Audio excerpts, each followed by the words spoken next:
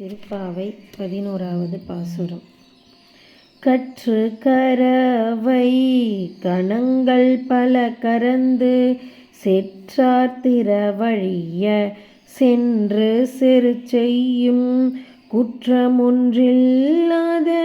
கோவலர் தம் பொற்கொடியே புற்றற்ற வல்குல் புனமயிலே போதராய் சுற்றறுத்து தோழிமார் எல்லாரும் வந்து நின் முற்றம் புகுந்து முகில்வண்ணன் பேர் பாட சிற்றாதே பேசாதே செல்வ பெண்டாட்டி நீ ஏற்று குரங்கும் பொருளேலோரெம்பாவாய். திருவெம்பாவை 11வது பாடல்.